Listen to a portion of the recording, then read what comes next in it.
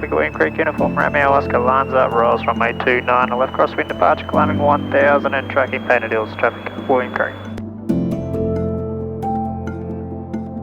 I've been out here 30 years now, and I started off by flying over the top in a little Cessna, and what I saw underneath us was a couple of tin sheds, and I thought this is really interesting. So on the way back I decided to land down there and have a look at it, and when I saw it I thought this is in the middle of nowhere. It's like this ghost town.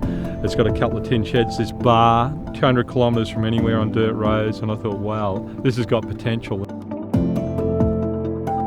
Started having a yarn to the publican at the time, and he said, why don't we get together and set up a scenic flight business, which I did. I was going to come out here for about 3 months, and anyway, 30 years later we've put through over 250 young commercial pilots.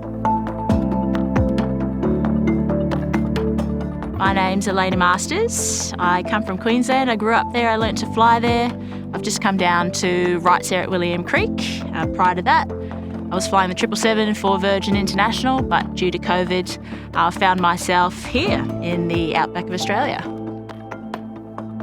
We're sort of an all hands on deck out here. Everybody comes out and we push our own aeroplanes onto the line, refuel them, load our own passengers and baggage. So that's a little different, but we've got a great crew out here, and that makes life a lot easier. What are you laughing at? You hold that while I go and sort this one out.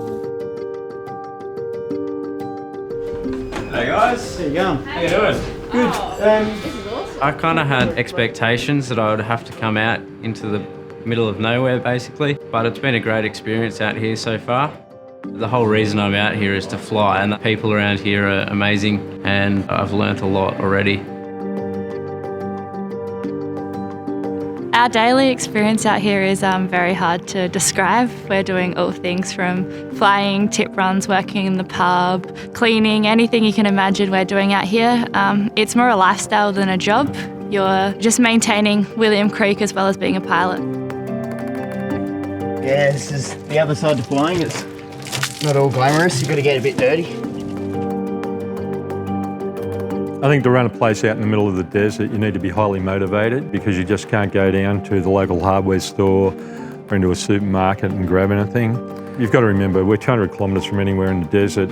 There's no support facilities around. We've got to make it work. And I think that the good thing about having younger people is they're highly energetic, they're really highly motivated as well. It's also about creating jobs in an aviation environment that's had a hell of a tough time. So if we can keep people in jobs, and then we can also, looking forward, give them a career path, I think we've done a lot, and especially out in the middle of nowhere here. Because of our remote isolation, the only way to see the Painted Hills is by aircraft. Just giving people this incredible sensation in the middle of the desert, and then you come on these coloured hills out in the middle of nowhere. And what it's doing is we're funneling all these professional and amateur photographers that are now going out there and experiencing it. And I think it'll be a growth industry moving forward, and environmentally friendly at the same time. It was probably about early 2019 it was actually discovered, and then shortly after that Trev sort of put the airstrip in, so since then we've been focusing on the tourism out here.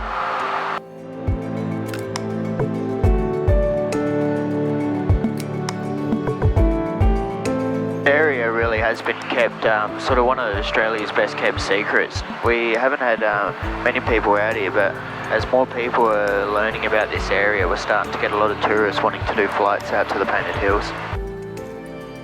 Oh, the erosion is just amazing. The colours are just spectacular. The biggest attraction for me is you're right in the centre of the Australian Outback. You've got this incredible expanse of country in these deserts out here. They're rugged, but they're also enhancing and engaging. There's no other place in the world that's like this place at William Creek.